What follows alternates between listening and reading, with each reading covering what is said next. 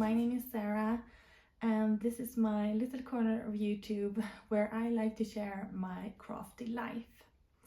And today is the first episode, like proper episode of 2025 of an like normal knitting and making podcast. So first of all, I just want to start this by saying thank you to all of you who are following me here on my channel for all the thumbs up and the comments and everything. It means the world to me and I am super grateful. We are closing up on 5,000 subscribers on this channel.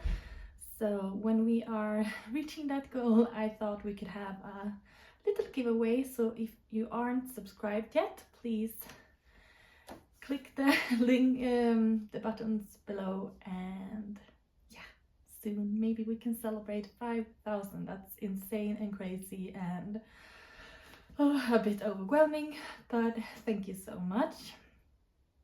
I thought we could start this episode by just taking a deep breath and acknowledge how important this craft is for many of us. The world is quite a rough and hard place right now, so knitting and making and just diving into stuff is somewhat of a relief for the mind to just be thinking about something else. For me, the biggest way to relax is to dive into something really complicated where my mind can't slip on and think about a lot of other things. But for other people, it might be that you don't want to think at all and just knit stockinette stitch and enjoy just holding the fiber in your hands. So whatever you like to do and whatever you find give your mind some peace in these hard times, maybe we should just take a deep breath and be very thankful to have this type of craft to hold our hands through some rough times in the world. I thought I could pop in and just tell you where you can find me when I'm not here on YouTube. I have forgotten to do that for a while, but you can find me on Ravelry as Mrs. Wallgren and on Instagram as Wallgren Makes. So yeah, just follow me there if you want to come along anywhere else. If I'm looking down a bit, it's because I have my notes as per usual in my little book. And today is a super gloomy and grey day here in the south part of Sweden. So I have some artificial lights on. It's not my favorite. I would love to make this without it, but without it, it would be just very dark and gloomy. So we'll just have to do with the artificial light. So something else that I have been thinking a lot about since the last time is maybe what knitting is for me or making in general.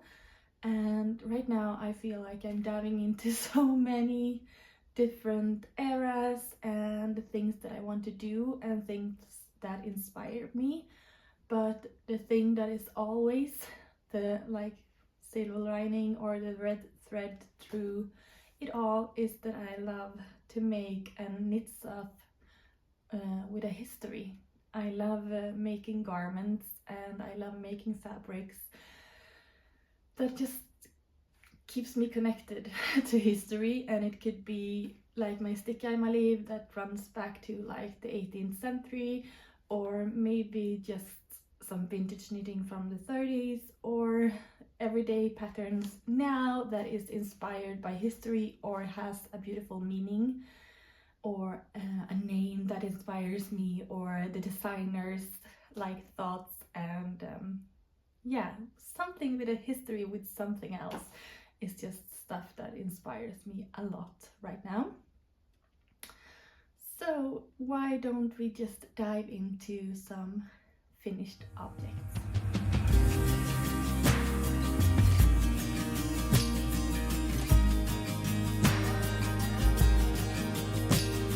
So or let's say 3 finished objects since the last time. I was pretty monogamous. I was only knitting on one thing through all my Christmas break, and it was my star cardi.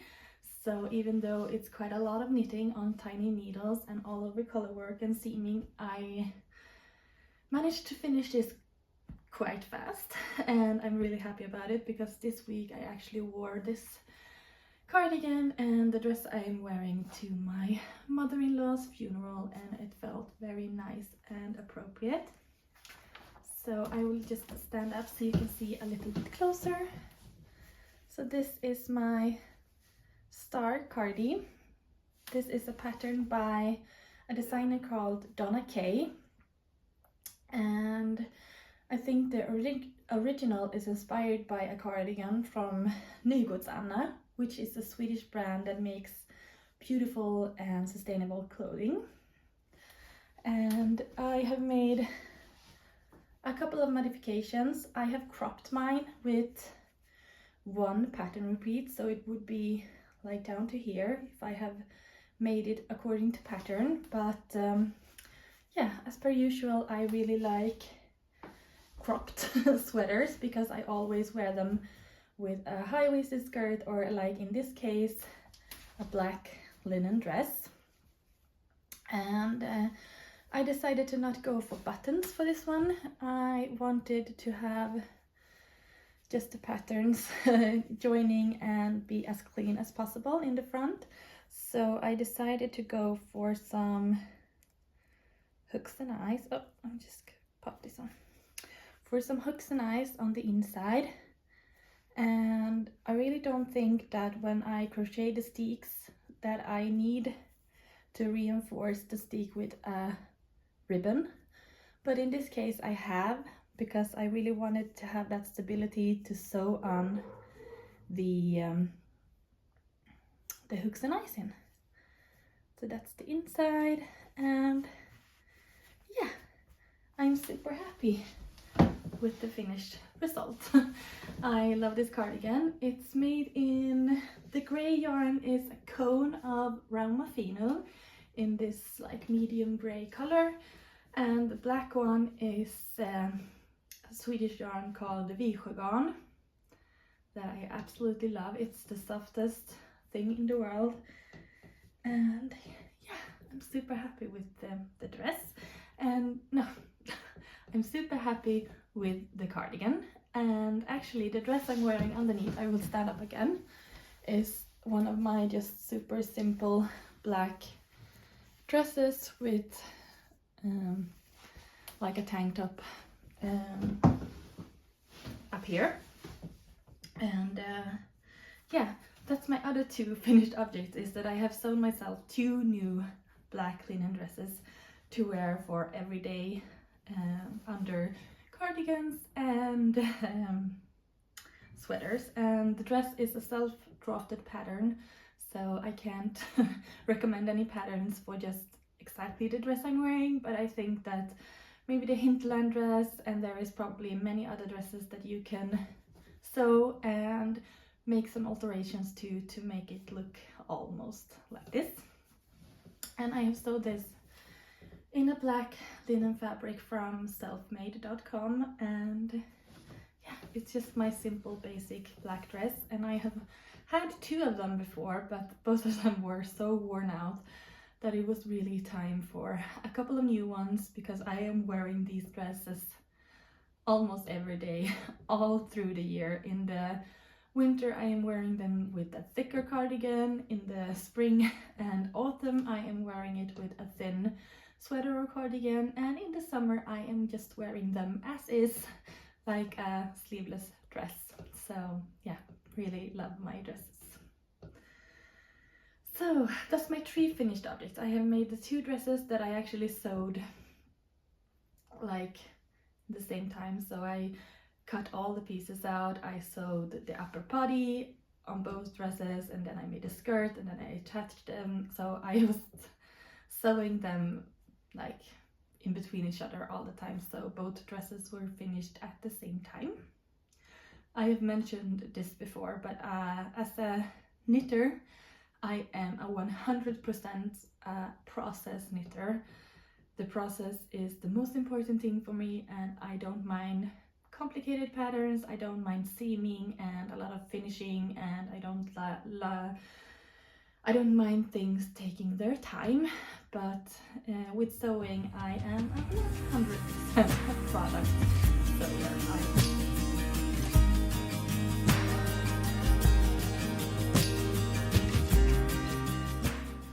Yes, so ongoing projects. So to continue on the road with things that has a history or something that I just loves to dive into is that I actually first of all borrowed this book. Oh, that wasn't a good thing to do with the ring light, but I borrowed this book. This is the Fiskartröjor och andra tröjklassiker by Ove Snidare. This is a book from the 80s and was published here in Sweden, and is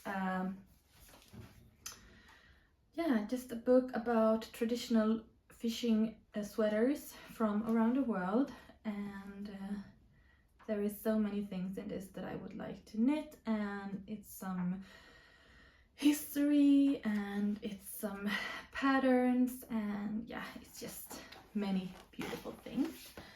And the pattern that I was most excited to start on was this one. This is the Spedetröja. So it's a modern take on the traditional Spedetröjor from Skåne, or the star sweaters from Denmark.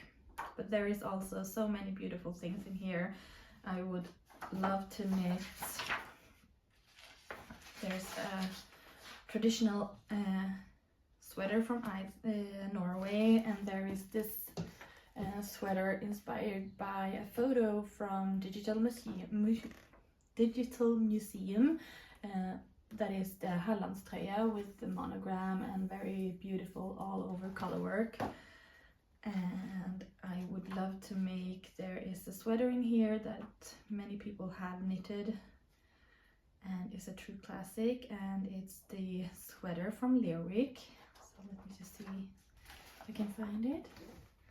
So here's the sweater from Lyric. That is a beautiful all over color work, Fair Isle inspired sweater that is just crazy beautiful in these brown and gray tones.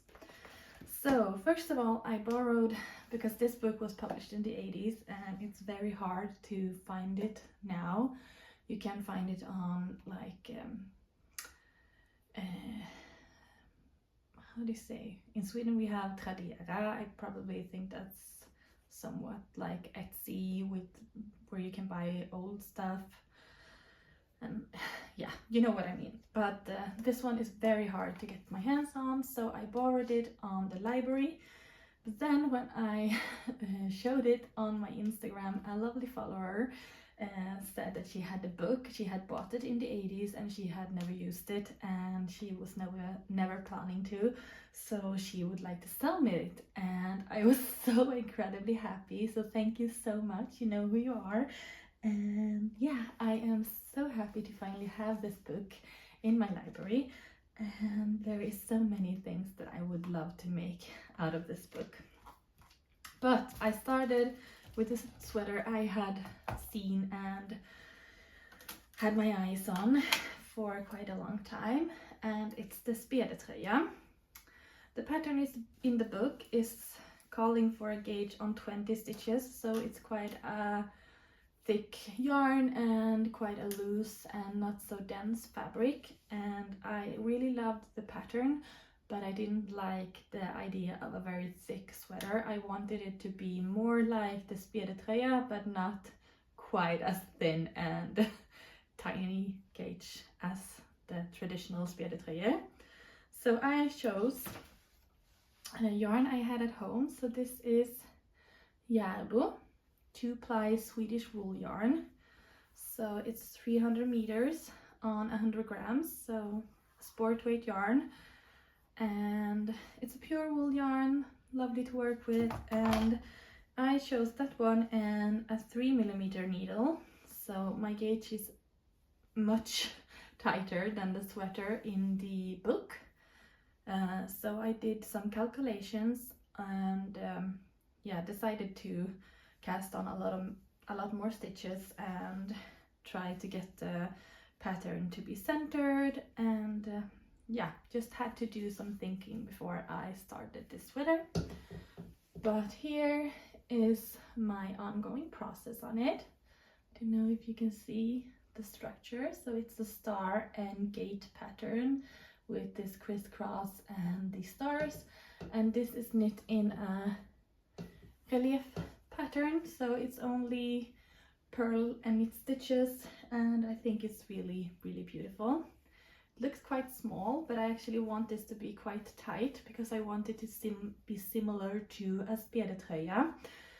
So this is my like waist, and yeah, I stopped here because it's soon time to start to think about how I want to do with the neckline. And the neckline in the book is like in Sweden we say sprund, so it's like this and it's like a moss stitch pattern around here and then a collar, and I don't know if I want that, and maybe I want it to be more like the traditional spjädertröja with the rounded neckline and maybe with a ribbon around it. So I knit it up here so I could see how the fit was and everything, but now I have stopped a little bit just to think about how I want this neckline to be. I am more and more thinking about that I want it to be a round neckline, and then maybe I will knit this up to the shoulders quite straight and cut out the neckline in the shape I want it afterwards, because I think that would be easier than to try to guess what height I would want it, because I want it to be a little bit more like a boat neck. So yeah, I don't know yet, but I have finished most of the body, so this will rest until I have figured out what I want to do next on this sweater.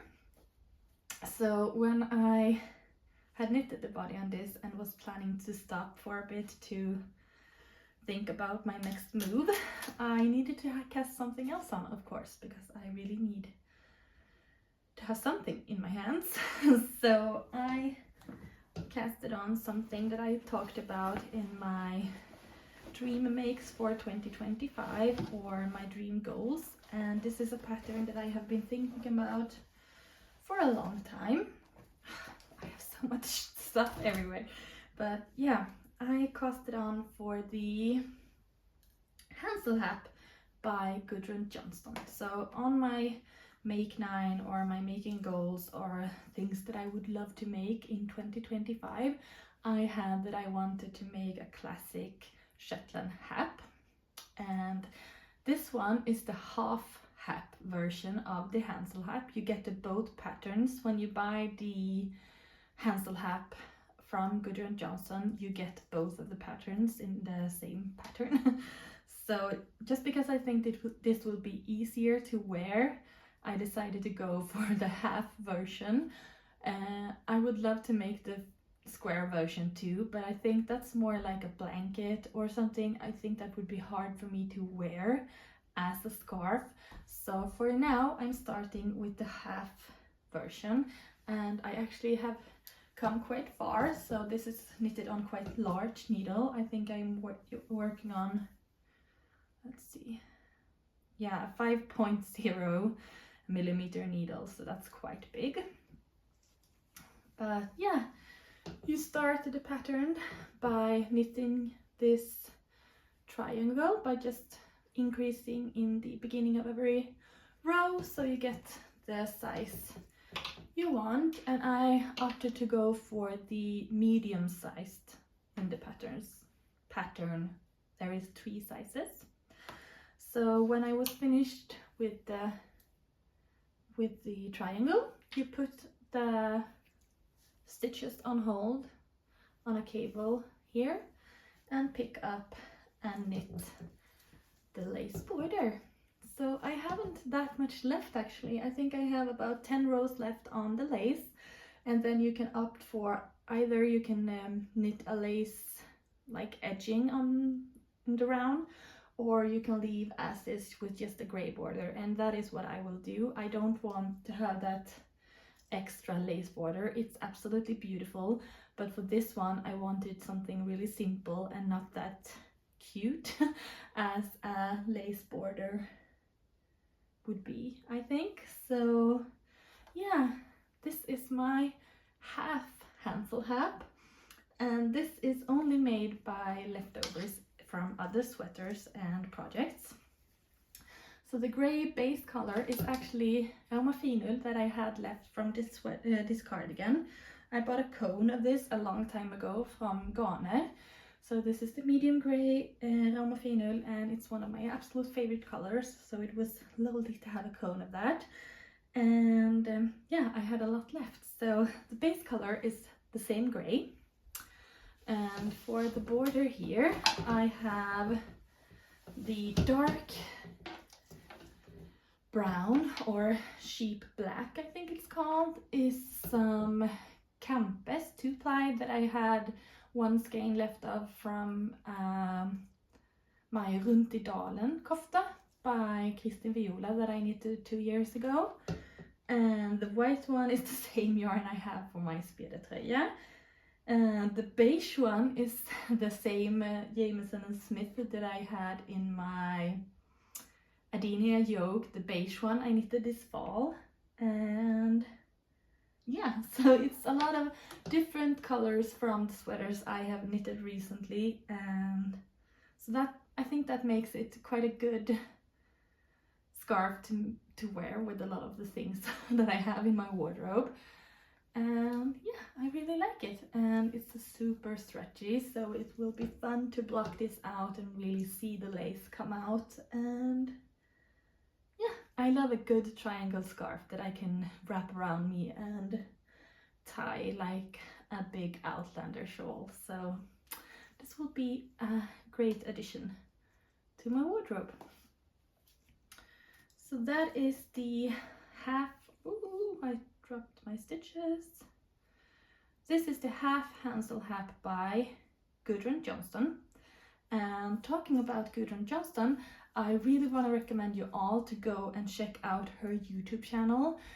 She's the Shetland Trader here on YouTube, and I think she had released about maybe 3 episodes, and before that she has a lot of tutorials and great information, but she has 3 episodes of her new podcast that is amazing, and she talks about like her process of designing, she talks about the yarn, and in the latest episode that she released this Friday, she talked about her mother's company in the 70s on Shetland and how she has been inspired to design things from her mother's company. So it's super interesting, and as you know, I love a classic Shetland knit, and the Shetland yarn is just amazing to work with, so highly recommend you go check her YouTube channel out. So that's my only 2 ongoing projects. I have felt the need to be quite monogamous, and I like not to have many things on the go. I have no like UFOs, and yeah, I get stressed with having too many projects on the go at the same time. But I have so many plans, so yeah, maybe we should just jump into future plans and some talking about the knit along that I am like kicking out and or beginning here in 2025.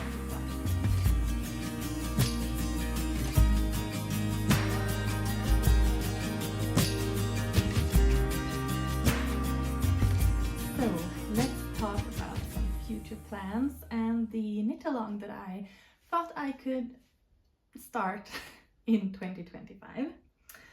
And this is the thing about knitting and history for me, because as I mentioned in my latest episode, I want to take 2025 and the years to come to really do those things that I have been dreaming about for so long, but haven't been casting on for one or another reason, or there is always new things coming up that is taking my attention, and it's easier to forget those things that you have been dreaming about for so long.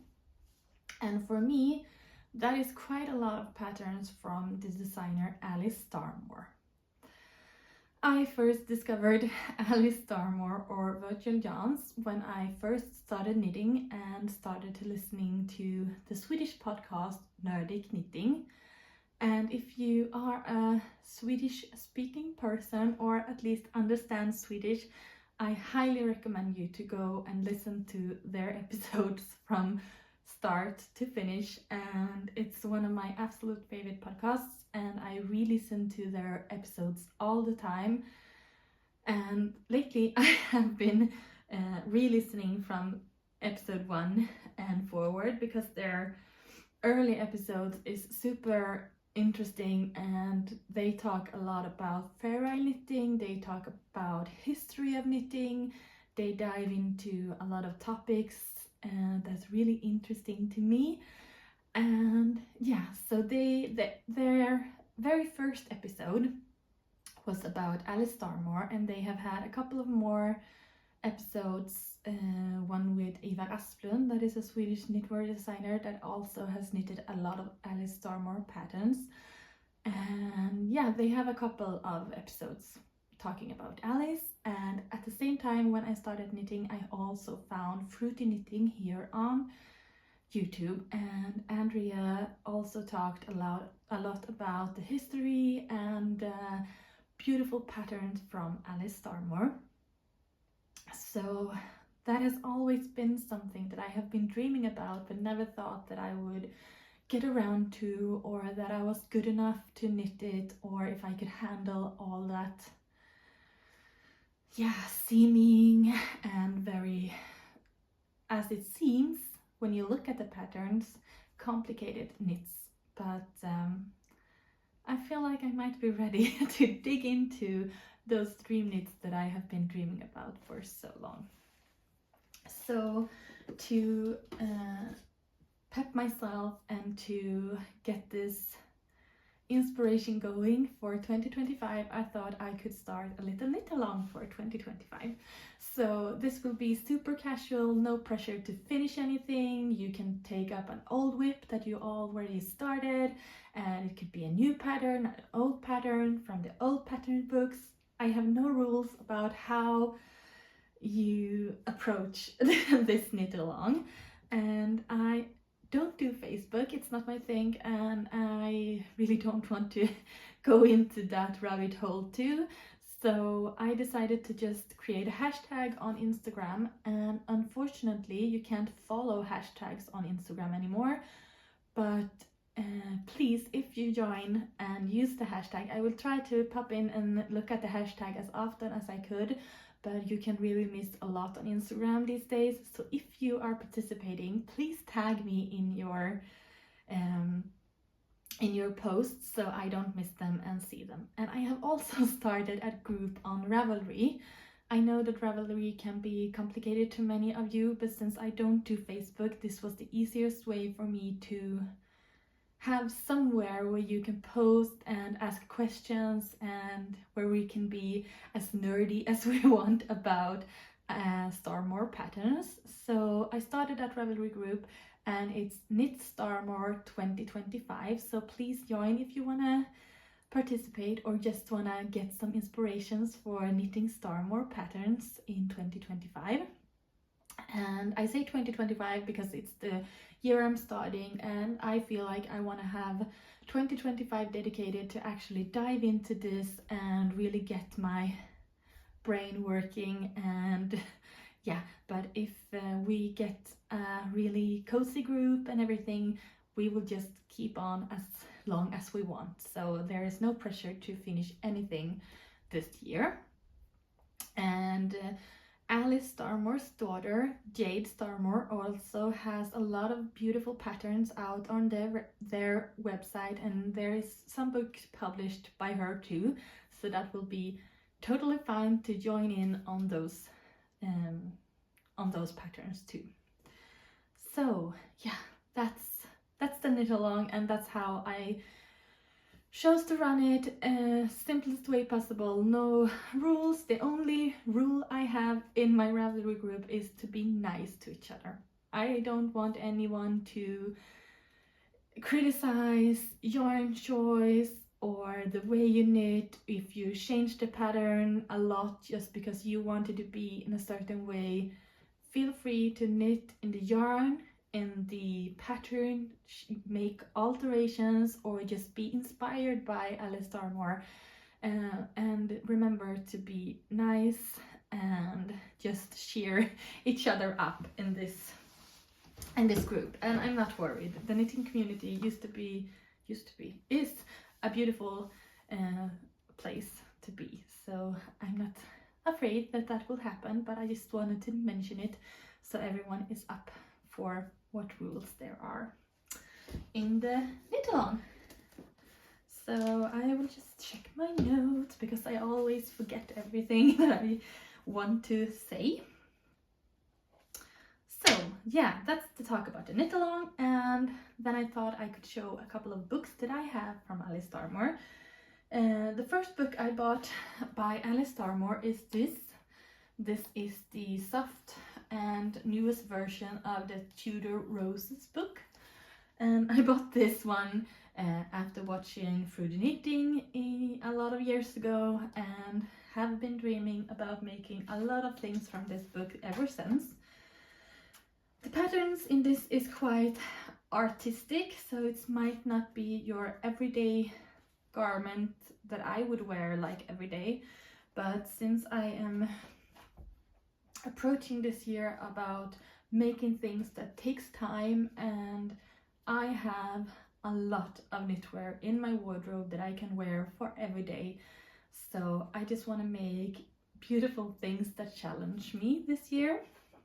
So there is many patterns that I would love to make in this book. I would love to make this one. This is the first pattern in the book, and it's quite a simple one, but this is the Elizabeth Woodwheel. And it's so interesting to read about the history of this book, and actually it's super fun too. If you look at the pattern, and the picture that Jade has taken for the book, and the silhouette and the little details in the patterns like the bubble edge, the shape of the collar and everything, and then you Google Elizabeth Woodwheel and Google like pictures for her, you can really see where Alice Starmore got her inspiration, because even though the color isn't exactly like the picture, you can see the silhouette, you can see the tiny details that is similar but not the same. So that's super interesting, and that is beautiful design work. And yeah, that one I want to make. I would like to make the, let's see, where is it? Yeah, I really love this Jane Seymour, I think you say Seymour, Jane Seymour pattern, and this is quite medieval looking with these edges, and I would like to make this cardigan, but I would skip the ruffle edge on the bottom and on the sleeves, but I can really see myself making the little sharp triangles around the neck. But this is also a very beautiful pattern.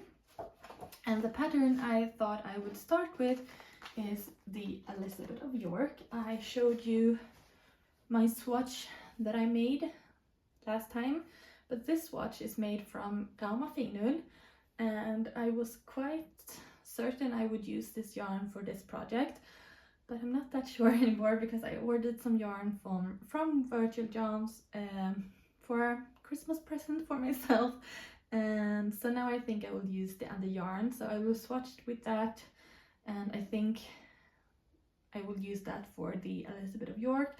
Otherwise I will use this yarn that I have ordered for the Elizabeth Woodrill cardigan, because I think that would be a beautiful cardigan in that light color that I have ordered. So yeah, that's the first book I have from Alice Starmore.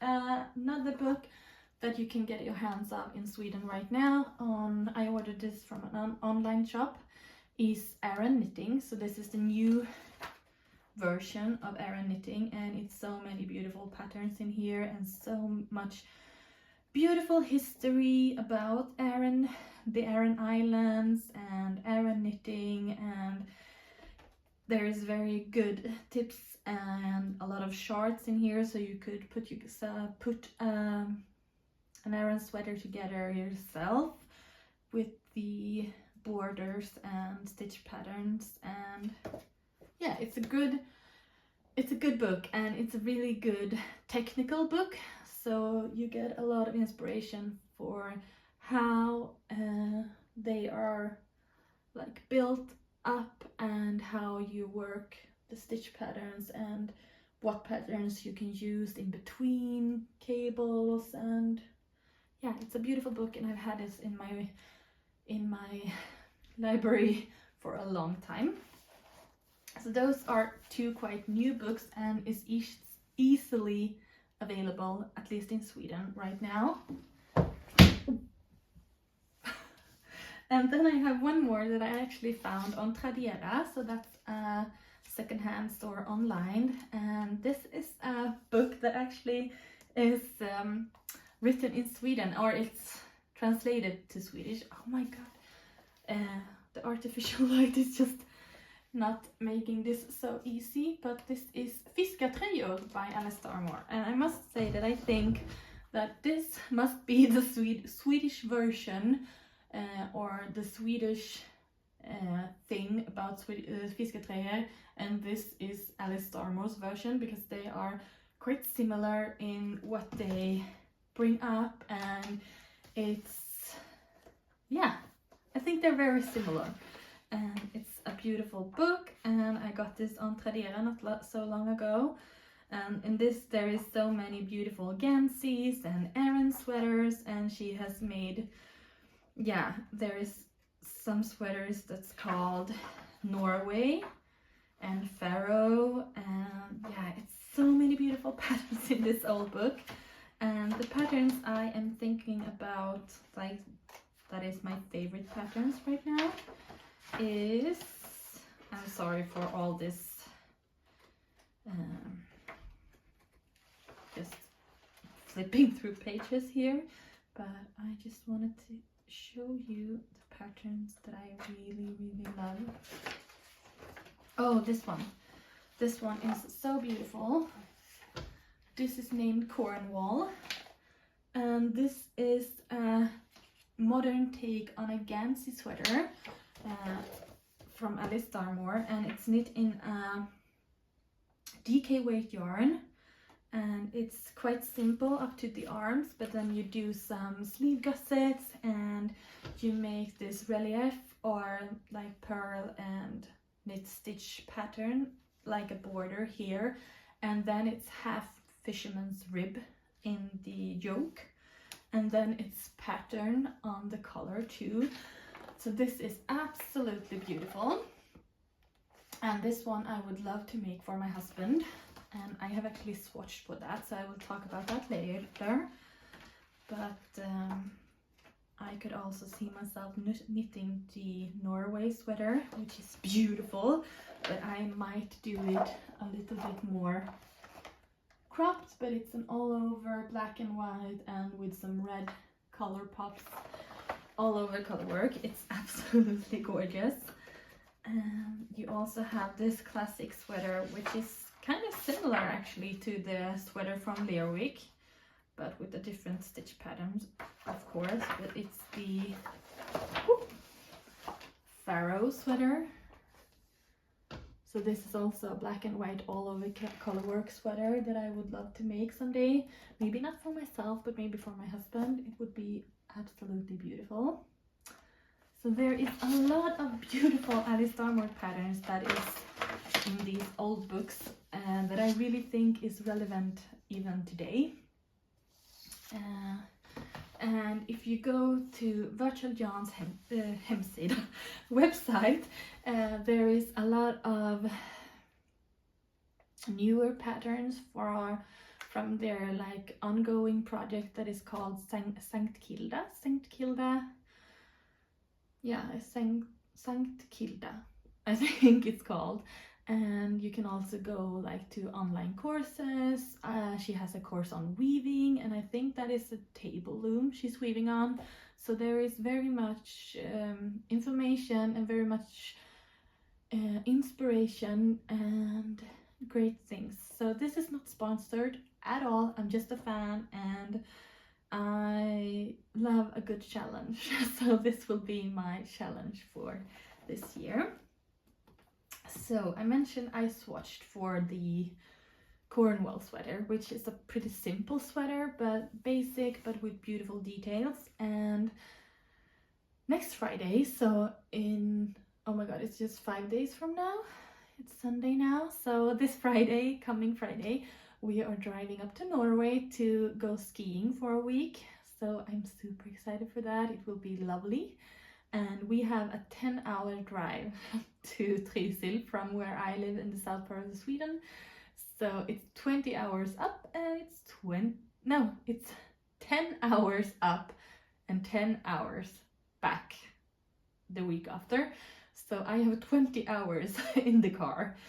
So I will need something that I can knit on, but I am super car sick, so I need to have something super simple and just round and round and round.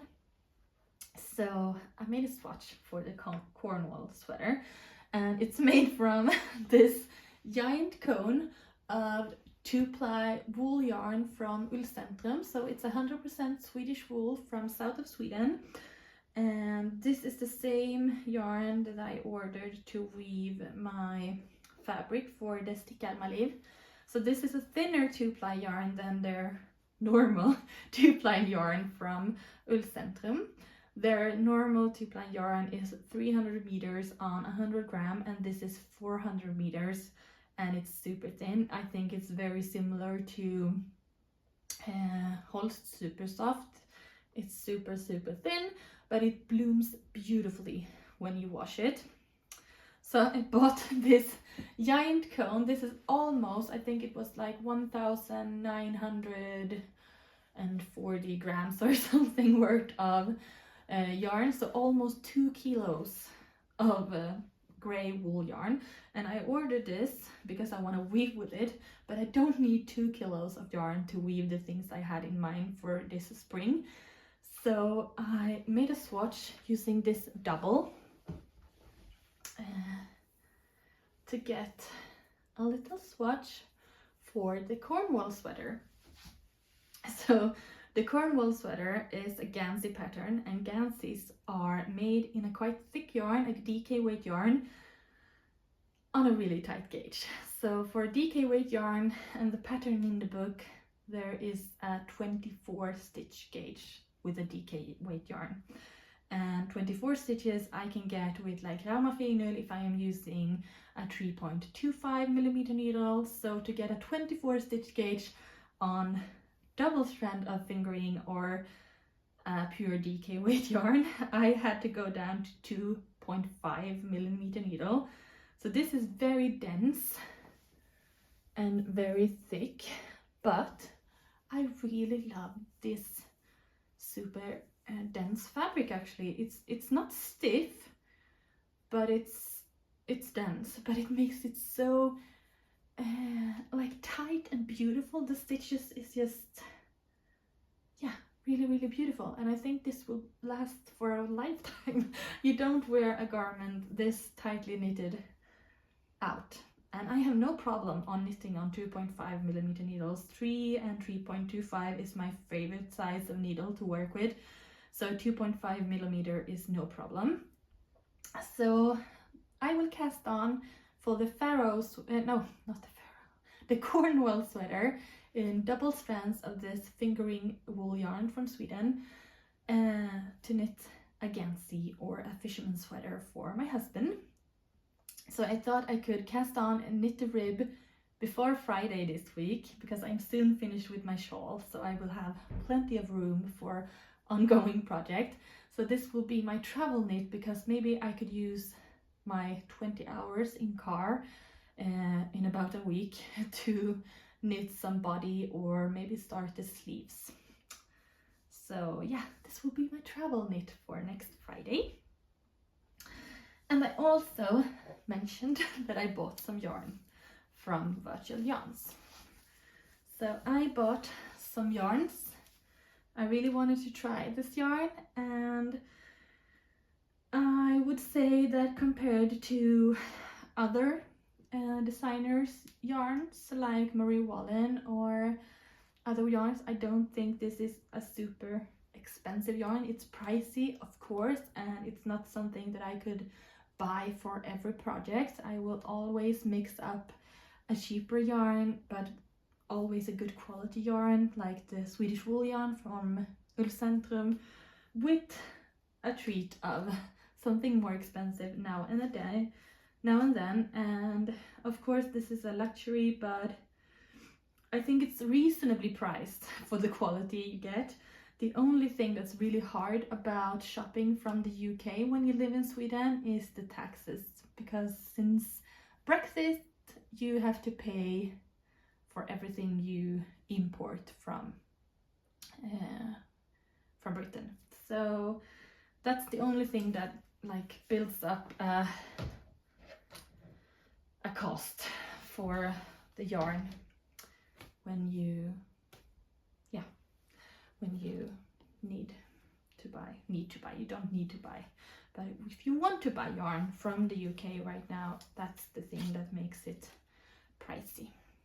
And I saw this picture on Virtual Yarn's Instagram. I will try to pop in a picture here of another vest pattern that they have released on their hemsida. Why do I say hemsida? On their website. And that vest is knitted in Pebble Beach and Soul and Goose, and with a pop of yellow contrast colors. So I ordered this one. This one is the Golden Plover. Golden Plover? I don't know what that is, but I ordered this one too, because maybe I will add this like to a little bit of an accent in the ribbing. There is some bubbles on the Elizabeth of York vest, so maybe I will add in a third color just for the edging to have something pop a little bit more than just the Pebble Beach and Soul and Goose. So I ordered those ones, and I also ordered, because I was really interested in this color for another project this spring, and this is driftwood, so I ordered 50 grams of that one. And I also ordered one skein of this one that is Red Rattle, because red is a beautiful color, but red is a very hard color for me. I don't like, there is many red colors that I don't like, but when I find a red that I do like this deep blood, very cold but very lustrous, like it has a lot of sheen to it. I absolutely love red when it's this type of red. So I just wanted to order one skein to see how I liked this color, because since I have never worked with her yarns before, I wanted to order a couple of other colors just to get an idea of how they look like for future projects. And yeah, it's absolutely beautiful. And I have actually signed up for an online course on their website. I signed up for the Creative Course 2, which is a course where you knit some cuffs in very special techniques, and you felt the buttons and you make a ruffle that you felt and something like that. And I'm very excited to start that course to try to learn some new techniques and yeah, just evolve in my knitting. That is my goal right now. I want to challenge myself and I want to learn new things. it feels like I have been talking forever today, and I could talk so much more about these yarns and the colors of them and how soft and squishy they are, but that would take me so much longer time than I have right now, because we are going to a dinner at my parents' house in an hour or so. So that will be it for today, and I will nerdy away and talk more about the yarns and the feeling of them when I have started to knit with them. So yeah, that's my plans for now.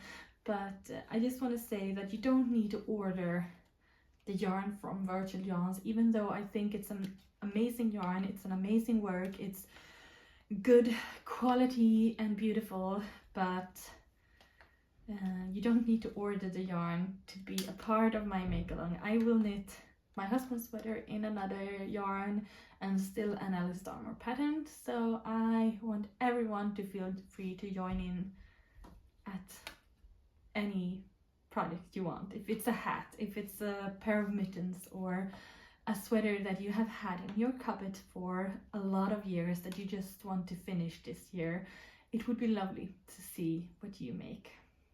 So with that, I just want to say thank you for today, and until we see each other next time,